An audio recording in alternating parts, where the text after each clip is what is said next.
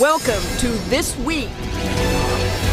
Captured, breaking overnight, a ruthless drug lord, the top illegal drug supplier to the U.S., arrested in Mexico. Brand new details on the dramatic raid to catch him.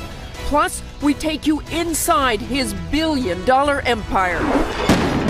Upheaval in Ukraine. The Olympics over, now a tense new standoff between Putin and the West. Then, $19 billion bet. How is a tiny text messaging company worth more than an airline? The Powerhouse Roundtable and our experts break it all down. And one-on-one with President Bush, the former commander-in-chief, on service and sacrifice, right here this Sunday morning. From ABC News, This Week with George Stephanopoulos starts now.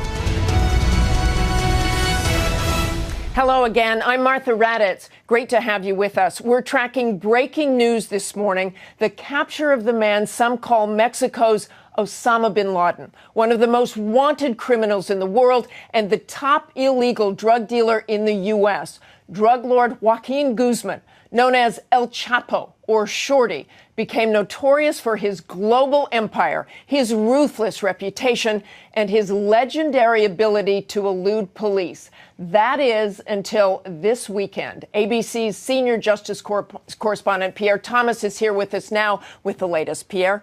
Good morning, Martha. You really can't overstate what a huge figure El Chapo is. So vicious, so innovative, so crafty. There are even suspicions today that he may have changed his appearance through plastic surgery.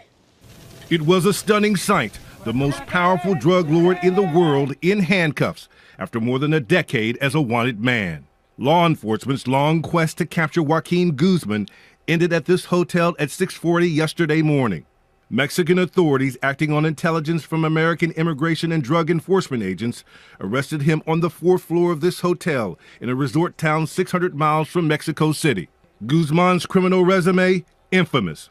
Thought to be responsible for 25% of drugs entering the U.S., controlling an astounding 80% of illegal drugs on the streets of Chicago. So rich, he made the Forbes magazine billionaires list.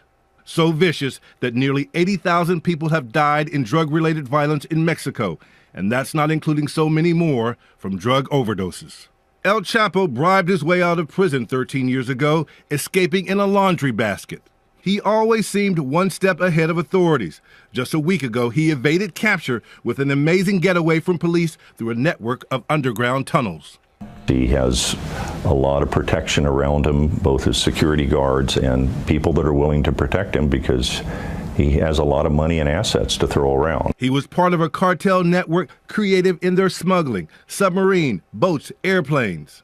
A year-long Univision investigation reported by our sister network Fusion revealed how it worked.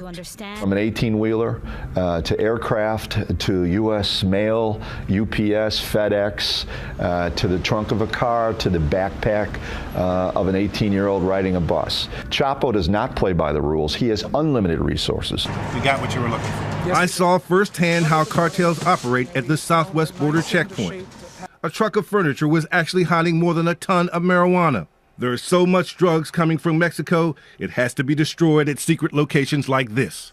The Mexican cartels have turned parts of that country into a war zone, and Guzmán was perhaps the most ruthless, often compared to Colombian kingpin Pablo Escobar. You see all this chaos and all this destruction and death and come from this one guy.